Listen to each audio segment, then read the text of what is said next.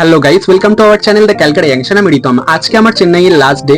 তো আজকের দিনটাই আমি ভালোভাবে পাবো চেন্নাইতে ঘোরার জন্য। সেই জন্য সকালে ঘুম থেকে উঠে দাঁত ব্রাশ করে তাড়াতাড়ি করে আমরা ব্রেকফাস্ট না করেই বেরিয়ে গেলাম, কারণ আজকেই আমাকে যতটা পারবো আরো এক্সপ্লোর করে নিতে হবে চেন্নাইটা। আর ব্রেকফাস্ট আমরা রাস্তাতেই করে নেবো।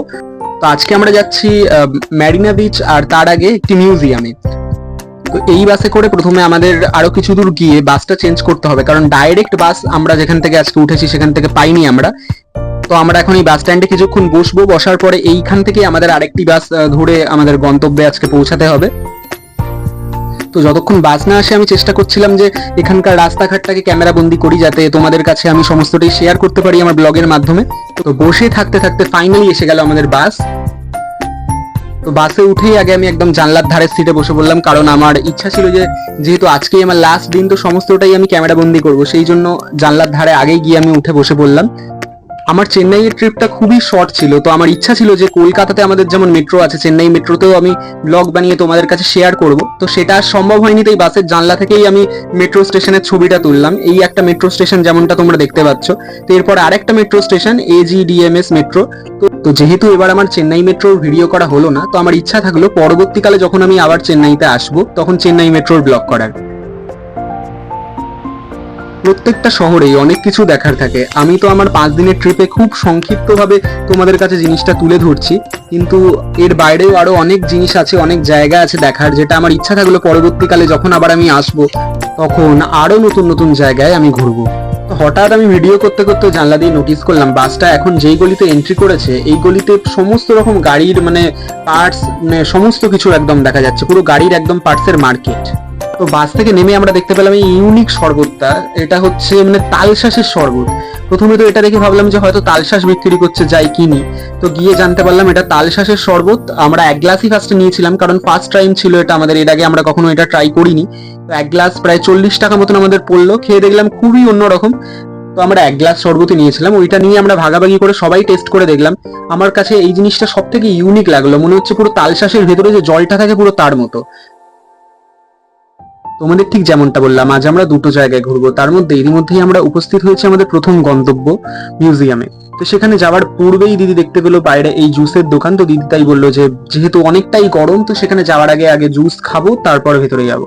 তো আমরা সেই মতো অর্ডার করলাম 3টে আলাদা ফ্রুট জুস। তো আলাদা অর্ডার করলাম এই কারণেই যাতে আমরা সবারটা টেস্ট করে করে দেখতে পারি কোনটা কিরকম। তো ফাইনালি এখন আমরা আমাদের আজকের প্রথম গন্তব্য গভর্নমেন্ট মিউজিয়ামে এসে উপস্থিত হয়েছি। এই হলো গভর্নমেন্ট মিউজিয়াম। বাইরে থেকে জাস্ট ভিউটা দেখো, দেখে মনে হচ্ছে কোনো একটা রাজপ্রাসাদে এসে গেছি। এখন আমরা যাব হচ্ছে টিকিট কাউন্টারে।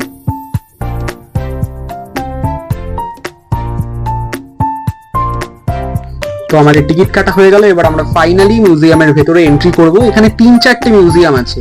তো এখানে সময় না নিয়ে এলে এসে ঘুরে মানে দেখে শেষ করতে পারবে না, মানে ভেতরটা এতটাই, আমরাই শেষ করতে পারিনি।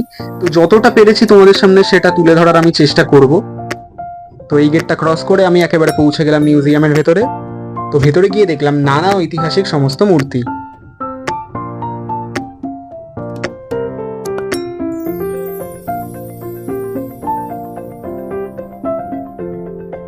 আর যে এই রুমটা আছে এর ভেতর আছে আমাদের হিন্দু ধর্মের নানা ঐতিহাসিক সমস্ত দেবদেবীর মূর্তি।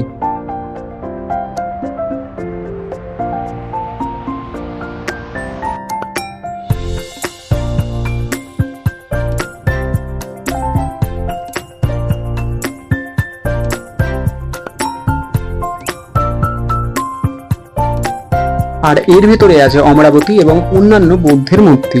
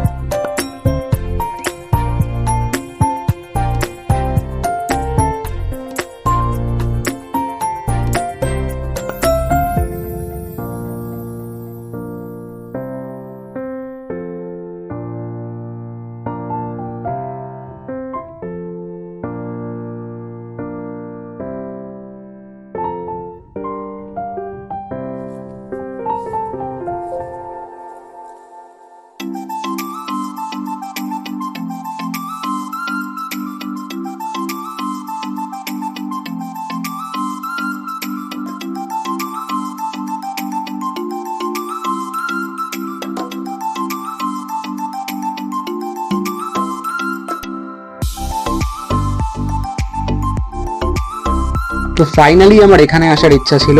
এর ভেতর হচ্ছে এই ওপরে তোমরা যেটা দেখতে পাচ্ছ ডাইনোসরের কঙ্কাল। হ্যাঁ, আমরা টিভিতে এতদিন দেখে আসতাম বা কোনো অ্যানিমেশন সিরিজে দেখে আসতাম, এই হচ্ছে মানে ডাইনোসরের কঙ্কাল, যেটা আমার প্রায় দেখিয়েও শেষ করা যাচ্ছে না, আমার ক্যামেরাও ক্যাপচার করতে পারছে না, এতটা বড়। এছাড়াও এখানে নানা লুপ্ত প্রাণীর দেহাবশেষ আছে, সমস্তটাই তোমাদের আমি ঘুরিয়ে দেখাবো।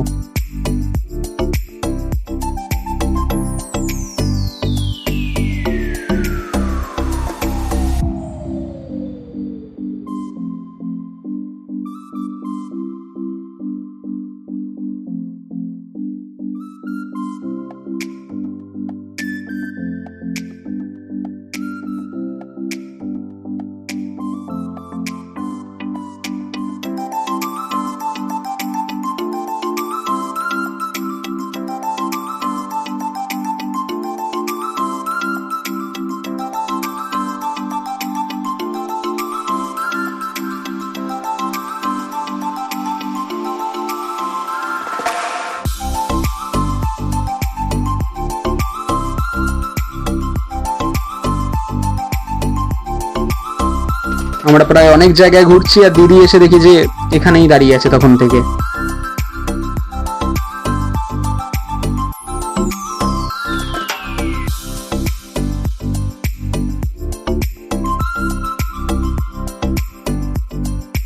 তো যেমনটা তোমরা দেখতেই পাচ্ছ, এখানে এত জিনিস আছে যে আমি ব্লগে বলে শেষ করতে পারছি না, তাও আমি সমস্তটাই তোমাদের সামনে তুলে ধরার চেষ্টা করব।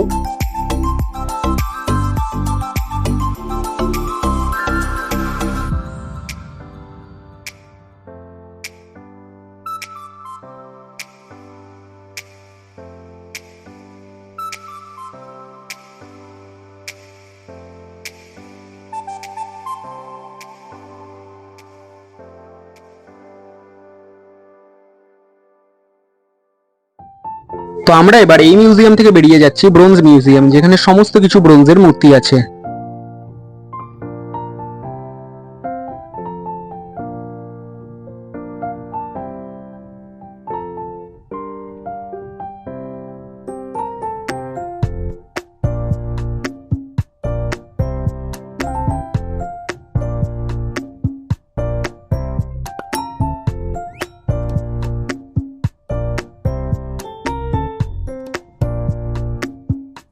তো এবার আমরা এলাম হচ্ছে চিলড্রেন্স মিউজিয়ামে, যেখানে আমাদের প্রত্যেকটা রাজ্যের যে ফেমাস ফেস্টিভ্যাল আর প্রত্যেকটা রাজ্যের যে কালচারাল পোশাক সেই জিনিসটা আছে।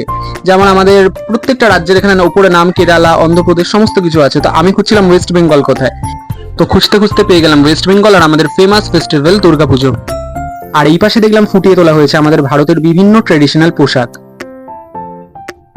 তো আমরা মিউজিয়াম থেকে বেরিয়েই একটা করে আইসক্রিম নিয়ে নিলাম, কারণ বাইরে প্রচন্ড গরম ছিল সেই দিনকে, আমরা প্রচন্ড ঘামছিলাম, তাই আমরা নিয়ে নিলাম একটা করে কর্নেডো।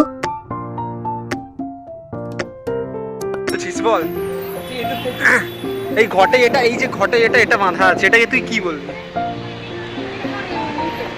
তাহলে উপরে গুলো কি বললো? ফেনা। এটা যদি তেতুল আছে, উপরে গুলো কি ফেনা? উপরে কিছু রান্না ফান্না হচ্ছে, দিদি ধারাবাসক রান্না ফান্না হচ্ছে। এটা পোঙ্গাল উৎসব পালন করছে। তো এবার আমরা যাবো আমাদের পরবর্তী ডেস্টিনেশনে, কিন্তু সেখানে যাওয়ার আগে আমরা সবাই চলে এলাম এই চায়ের দোকানে। আমার জামাইবাবু নিয়ে নিল 1 কাপ চা আর আমি নিলাম একটা ব্রেড পকোড়া। তো চেন্নাইতে আমি এসে যেটা দেখলাম সেটা হচ্ছে এখানে মিষ্টির দোকান খুব কম আর এই তেলে ভাজার দোকান খুব বেশি। যাই হোক, আমাদের এটা খেতে লাগলো খুব ইউনিক। তো এখন আমরা যাচ্ছি আমাদের লাস্ট ডেস্টিনেশন মেরিনা বিচ, যেটা হচ্ছে আমাদের ভারতের দীর্ঘতম সি বিচ, পৃথিবীর দ্বিতীয় দীর্ঘতম সি বিচ। প্রথম দীর্ঘতম হচ্ছে কক্সবাজার, যেটা বাংলাদেশে। তো আমার ইচ্ছা খুব শিগগিরই বাংলাদেশে যাওয়ার। তো এখন তোমাদের আমি ঘুরিয়ে দেখাবো মেরিনা বিচ। এখন আমরা এসেছি মেরিনা বিচে। এর আগের দুটো ব্লগে মানে বিচে গেছিলাম আমরা, দুটো বিচে।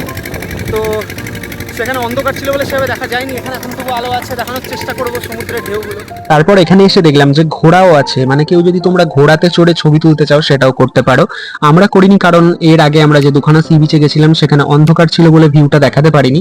তাই এখানে যাতে অন্ধকার না হয়ে যায়, বিকালের দিকে আমরা এসেছিলাম, সেই জন্য আমরা আর ঘোড়ায় চড়িনি, ডাইরেক্ট তোমাদের সমুদ্রের ভিউটা দেখানোর জন্য চলে এলাম।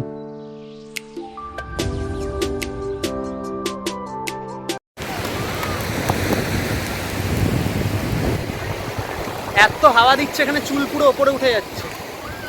বেশি সামনে যাস না। বেশি সামনে যাওয়ার দরকার নেই, এখানে অনেক ঢেউ।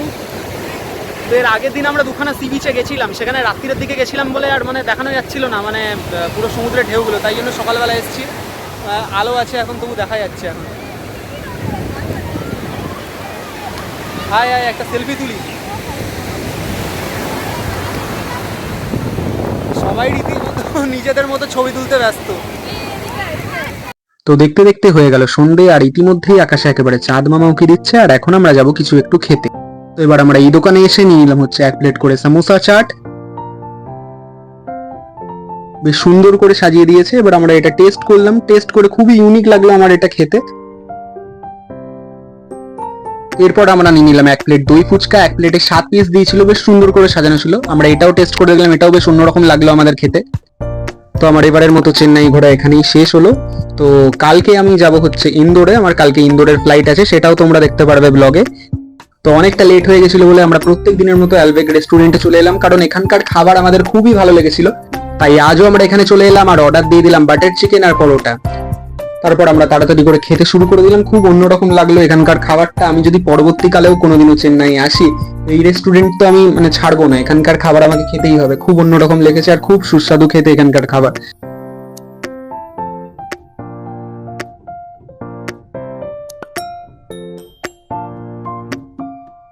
তো এবার তাড়াতাড়ি করে ঘরে চলে যাব, কারণ ঘরে গিয়ে আমাকে ব্যাগ প্যাক করতে হবে। কালকে আমার ইন্দোরের ফ্লাইট আছে চেন্নাই থেকে। তো ইন্দোর থেকে আরো নতুন নতুন অনেক ব্লগ আসবে, যেটা তোমরা দেখতে পাবে। তো তোমাদের যদি এই ভিডিওটা ভালো লেগে থাকে তাহলে অবশ্যই লাইক করো আমার ভিডিও আর সাবস্ক্রাইব করো আমার YouTube channel the Calcutta junction. Thank you guys.